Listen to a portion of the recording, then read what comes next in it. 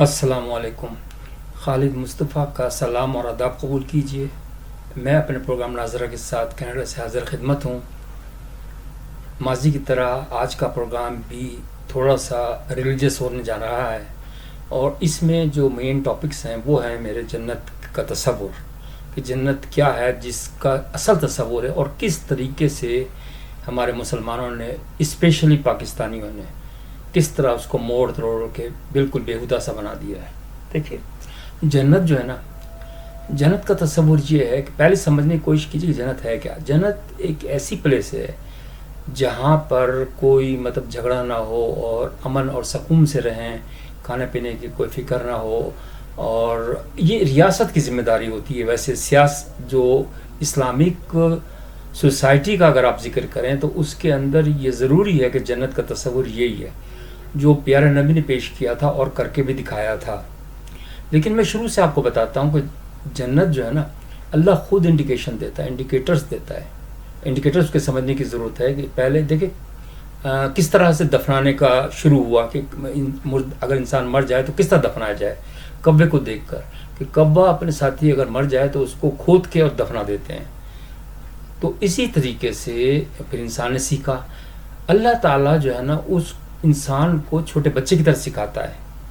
پہلے تو وہ اس کے اشارے کناروں میں سکھاتا ہے، پھر انہوں نے پیغمبر بھیجے، پھر انہوں نے کتابیں بھیجی تاکہ ان کو پتہ چل جائے کہ بھائی میں چاہتا کیا ہوں. ان کا جو ہے نا، اب عدن کے اندر ایکچولی جنت تھی دنیا میں.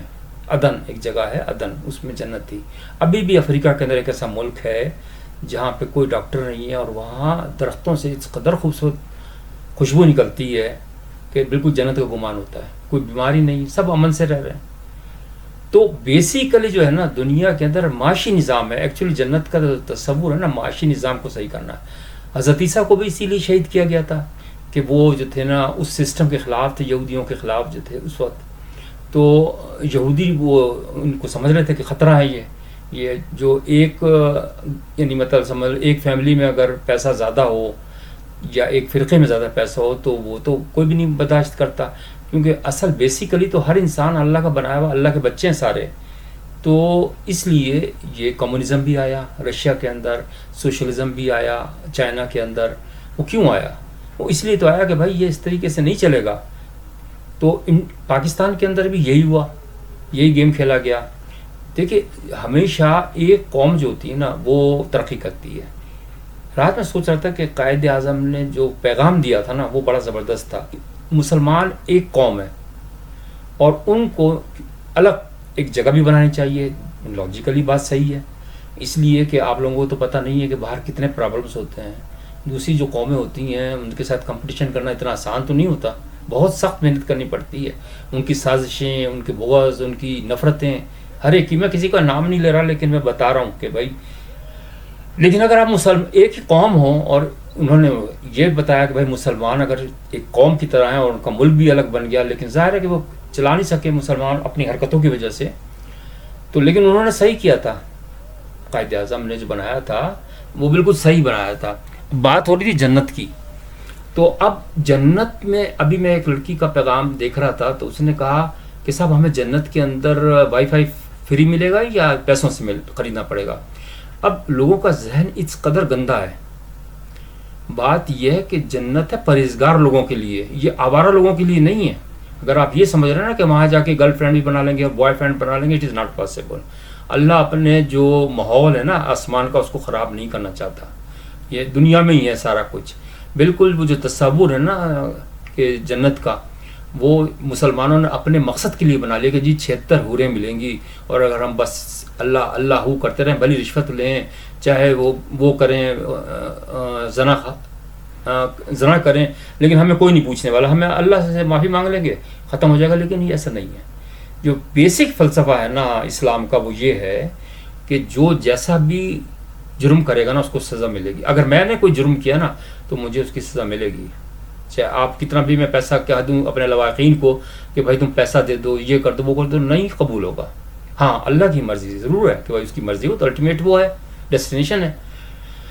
تو وہ اس کی مالک تو وہی ہے اگر وہ چاہے تو وہ. لیکن وہ ناانصافی کر ہی نہیں سکتا نا، وہ اپنے رولز کے خلاف چلے گا ہی نہیں، وہ رولز پہ چلے گا. اس لیے دعا کا تصور بھی ختم ہے.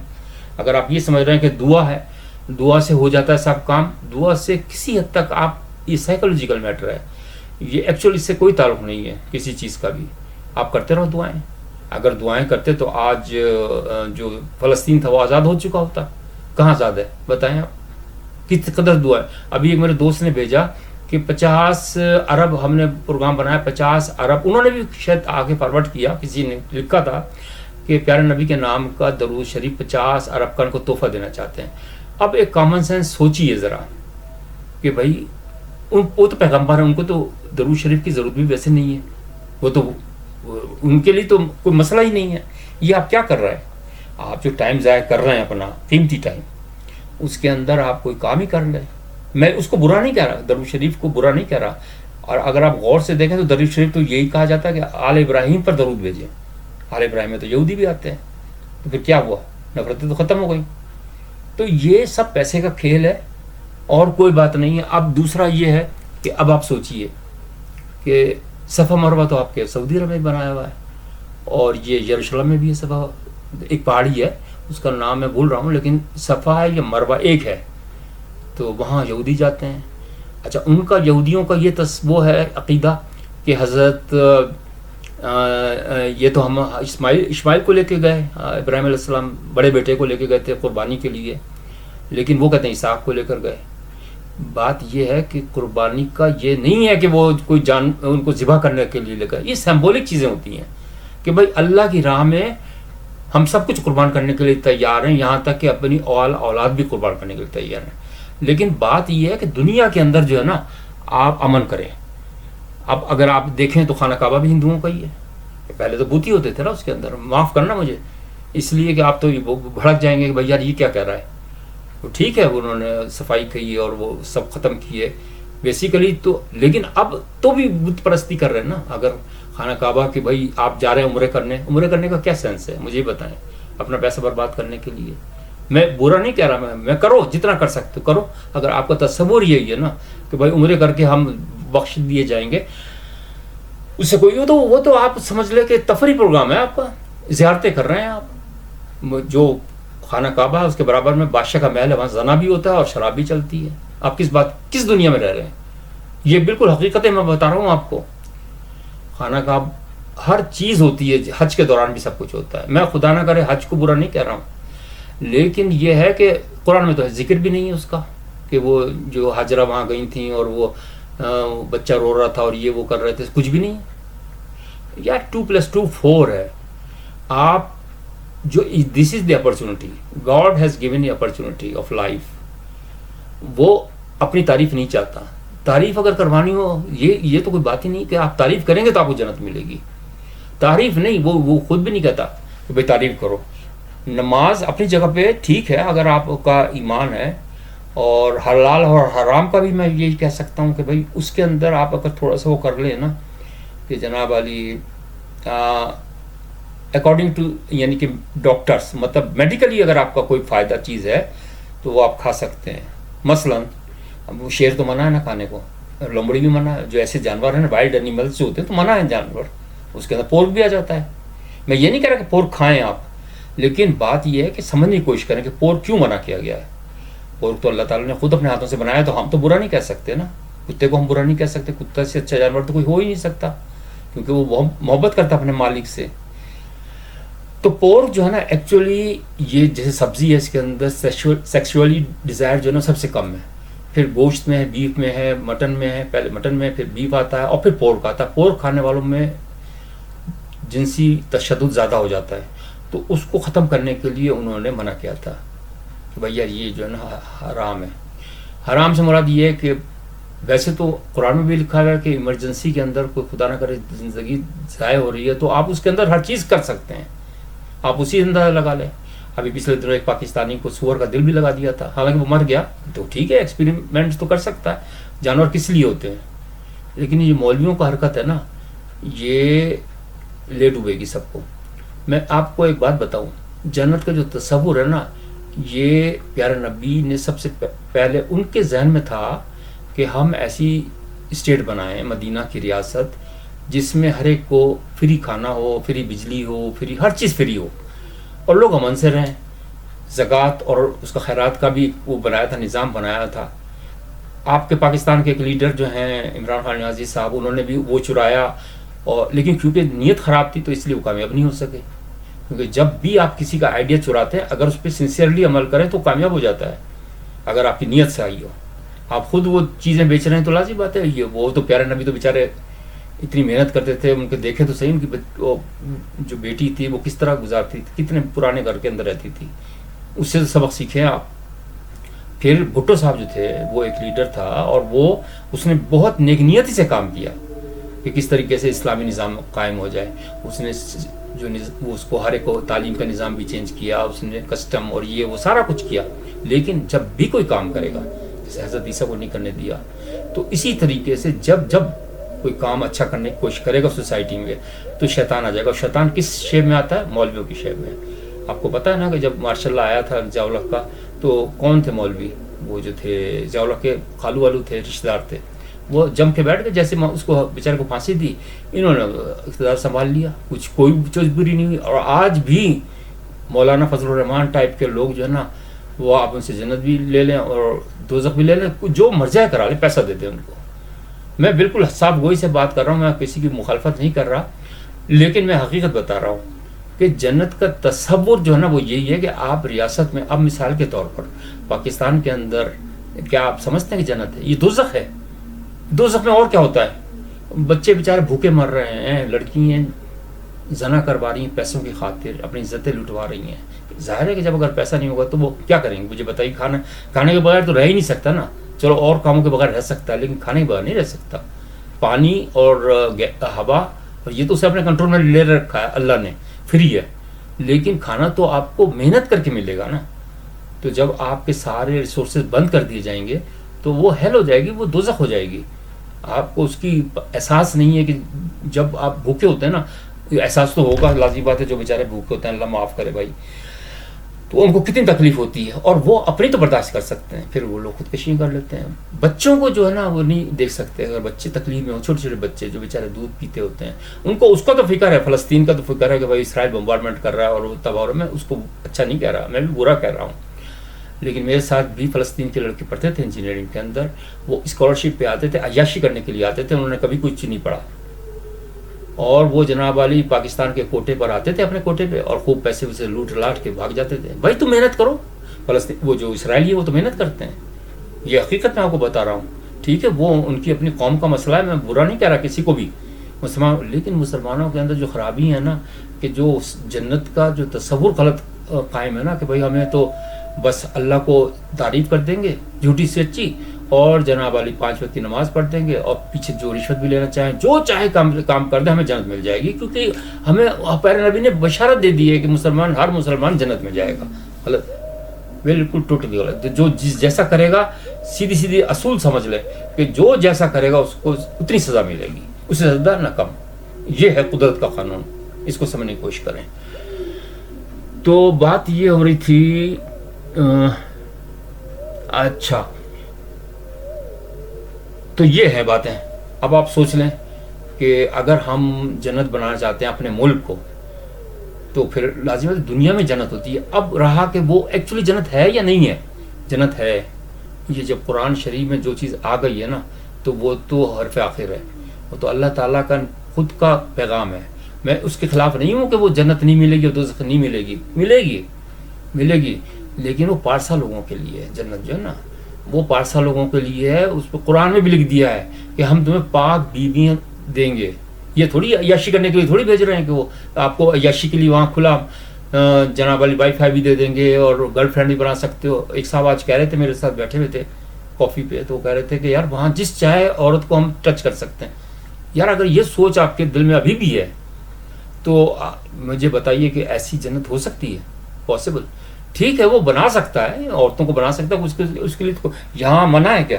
آپ شادی جتنی چاہے کر لیں، یہ بھی جنت ہے نا دنیا. آپ جتنی چاہے شادی افورڈ کریں نا آپ پہلے. اب آپ یہ کہتے ہیں کہ بھائی ہم اللہ کے اس پہ ہیں، ہم تو چلے جائیں گے، اور وہ جانے اس کا کام جانے، ہمیں ہر وقت کھانا بھی ملتا رہے، ہمیں شراب بھی ملتی رہے اور لڑکیاں بھی ملتی رہیں، بس یہ ہماری چاندی ہے یا عید ہے.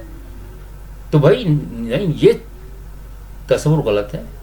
اور جو غلط کام کر رہا ہے، جو قتل کر رہا ہے، جو بڑے بگ کرائم کر رہا ہے، اس کو دوزخ ملے گی اور ٹھیک ٹھاک دوزخ ملے گی. یہ بالکل بھی نہیں ہے کہ میں اس کے خلاف ہوں، اسلام کے خلاف.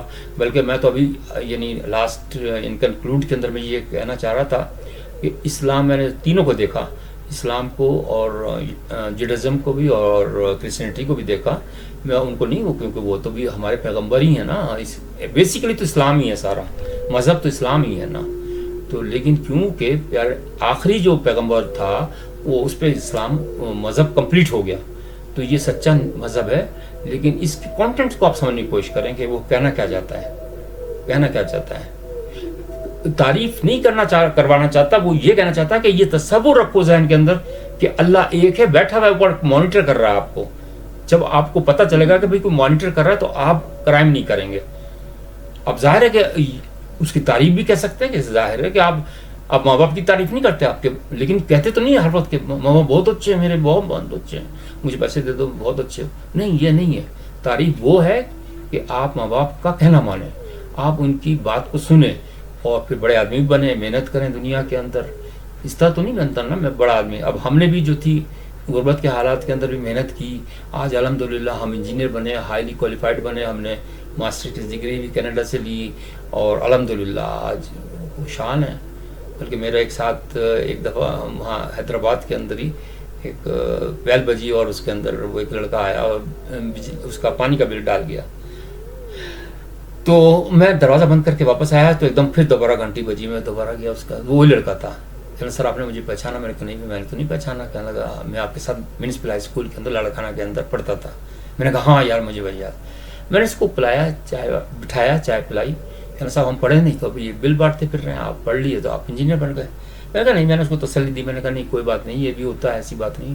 لیکن میرا کہنے کا مقصد یہ کہ اپنے ماں باپ کی عزت کرو، کیونکہ یہ ماں باپ ہی تو پڑھاتے ہیں. مطلب یہ نہیں کہ پڑھتا تو بچہ ہی ہے خود ہی، لیکن آپ شکر گزار تو ہوں. ابھی پاکستان کے اندر جو حال ہو رہا ہے، لوٹ کھسوٹ کا بازار جاری ہے، لوگوں کو لوٹ رہے ہیں مسلسل. تو یہ بتائیے دوزخ نہیں تو اور کیا ہے دنیا کے اندر ہی. اور وہ تو آخرت میں تو جو ملے گا ملے گا. تو بھائیو بہنوں، میرا مقصد یہی ہے آپ کو موٹیویٹ کرنے کا کہ آپ لوگ سمجھنے کی کوشش کریں. اور سچے مسلمان اس طرح نہیں بنتے جس طرح آپ سمجھ رہے ہیں کہ بس اللہ کی وہ کر دیں، اس کی ہاں میں ہاں ملا دیں. ہاں میں ہاں تو ملاؤ، ہاں ملانے کی بات یہ ہے کہ آپ اس کے احکامات کو مانیں، احکامات پہ چلیں کہ غریبوں کا خیال کریں، اپنے رشتہ داروں کا خیال کریں اور تکبر سے بچیں. مین چیز اس وقت جو ہے نا، میں نے دیکھا کہ ہماری سوسائٹی کا تکبر بہت زیادہ ہے. میں جس رشتہ دار یا دوست سے ملتا ہوں وہ اپنی بڑی بات ہے، میں یہ ہوں. بھائی ہو تو یار، ہم تو فخریہ کہتے ہیں کہ بھائی ہم تو غریب باپ کے بیٹے ہیں، ہم تو بڑی محنت سے پڑھے. 4 سال انجینئرنگ کے اندر میں نے ایک دفعہ بھی چائے نہیں پی. سب لوگ جاتے تھے بچے وہاں کینٹین کے اندر، لیکن میرے پاس پیسے نہیں ہوتے تھے، میں چائے نہیں پی. تو الحمدللہ اس کی بڑی مہربانی ہے. تو اپنے آپ کے اندر عاجزی پیدا کریں. سب سے پہلی بات یہ ہے. میں کوئی مفکر نہیں ہوں، نہ میں اسلامی اس کا ہوں، میں تو بیسیکلی تو نہیں ہوں. میں تو سب مذہبوں کو ایکول سمجھتا ہوں کہ آپ کا مقصد جو دنیا میں آنے کا ہے وہ یہ ہے کہ آپ دوسرے انسانوں سے نفرت نہ کریں. اب مثال کے طور پر، اچھا اب میں ایک امپورٹنٹ آپ کو بات بتاتا ہوں جو ابھی میرے ذہن سے ایکچولی نکل بھی گئی تھی. وہ یہ تھی کہ ایکچولی کہاں غلط کدھر ہوا. غلط یہ ہوا کہ جب پیارے نبی کی وہ انتقال ہو گیا تھا نا، تو اس کے بعد 61 ہجری کے بعد انہوں نے جو تھا نا 3 تو خلفائے راشدین کو انہوں نے قتل کیا. مسلمانوں نے کیا اور صحابیوں نے کیا، اس کے صحابی بھی شامل تھے. اب یہ میں نہیں کہہ سکتا، گناہ نہیں لے سکتا کون سے صحابی تھے کون سے نہیں تھے، لیکن یہ کنفرم بات ہے. اور اسی دوران ان پہ بھی ظلم کیا گیا. ان کے جو نواسے تھے حسین، ان کو بھی شہید کیا گیا اسی دور کے اندر. اور یزید کے جو والد تھے نا، میں یزید کو اچھا نہیں سمجھتا کیونکہ اس نے کام غلط کیا تھا، لیکن اس کے والد کو پیارے نبی نے بشارت دی تھی کہ یہ جنت میں جائے گا. یہ شخص جو پیارے نبی جس کو بشارت دے دیں تو وہ تو غلط تو نہیں کہہ سکتے نا. تو اس دوران میں آپ کو عرض کر رہا ہوں کہ اس دوران جو حدیثوں کا جو حوالہ دیتے ہیں نا، غلط سلط ان کے نام پہ، پیارے نبی کے نام پہ غلط سلط حدیثیں لکھ دی ہیں اور وہ پھیلا دی ہیں. مثال کے طور پر کہ جہاں یہودی ملے اس کو مار دو. پیغمبر کوئی کہہ سکتا ہے؟ یہ تو کہہ سکتا ہے کہ بھائی اگر جنگ کے دوران میں ریفرنس میں کانٹیکسٹ میں کہہ سکتا ہے کہ بھائی دشمن جہاں نظر آئے اس کو مار دو، یہ تو کہہ سکتا ہے. لیکن اسپیسیفکلی یہ نہیں کہہ سکتا کہ یہودیوں کو مار دو یا ہندوؤں کو مار دو. نہیں، سب انسان ہیں، ان کے بچے ہیں، ان کی بیویاں ہیں، ان کی ماں ہیں. آپ سوچیں، دکھ کو سوچیں، مسلمان کا دکھ نہ سوچیں، انسان کا دکھ سوچیں. تو پھر آپ ایک بہترین قوم. ابھی آپ کی عزت ہی نہیں ہے پوری دنیا کے اندر، پوری دنیا میں عزت نہیں ہے. میں بالکل حقیقت بتا رہا ہوں. سب سے زیادہ جتنے بڑے چور اور ڈاکو ہیں پاکستانی خاص طور سے، ان کا تو آپ کوئی تصور ہی نہیں کر سکتے. تو بھائی بہنوں، آج کا پروگرام اتنا ہی کافی ہے، اور امید ہے میں پھر بھی معذرت چاہتا ہوں کہ اگر کوئی میری بات نکل گئی منہ سے، تو اس کا ہرگز یہ مقصد نہیں کہ میں مسلمان نہیں ہوں یا مسلمان سے ہٹ گیا ہوں. نہیں، میں پکا مسلمان ہوتا جا رہا ہوں. اب میں کتاب لکھنے کی طرف جا رہا ہوں انشاءاللہ تعالیٰ ان قریب. پہلے تو ابھی یہ میں اپنا قرآن پہ وہ کر رہا ہوں، ریسرچ وغیرہ کر رہا ہوں. اس کے بعد آپ کو جو دوسرا اسپریچول میرا چینل ہے، اس پہ میں آپ کو قرآن کی ہر آیت کا بتاؤں گا انالیسس کر کے کہ اللہ کیا کہنا چاہ رہا ہے اور کیا لوگوں نے بنا دیا ہے. تو اپنے صرف پیسوں کی خاطر لوگوں کو علم تو ہوتا نہیں ہے. یہ جو ہے کیا ہوتا ہے، بہت سارے لوگ ہیں جو کہ جعلی پیر بنے ہوئے ہیں، جعلی عالم بنے ہوئے ہیں، الٹی سیدھی باتیں، نالج ہے نہیں ان کو. بس ہاں ٹھیک ہے جی، جنت میں گیا اور فرشتوں نے یہ بتایا کہ یہ نہیں کرو تو وہ نہیں کرو. بھائی کس نے دیکھا اوپر فرشتوں کو؟ جھوٹ بولتے ہیں سارے. تو سوری، آج کے لیے اتنا ہی کافی ہے. جوش ہو گیا تھا شاعری. خدا حافظ. اپنا خیال رکھیے گا، اور پروگرام اگر پسند آیا تو ضرور لائک کیجیے گا، اور سبسکرائب بھی کرنا نہ بھولیے گا.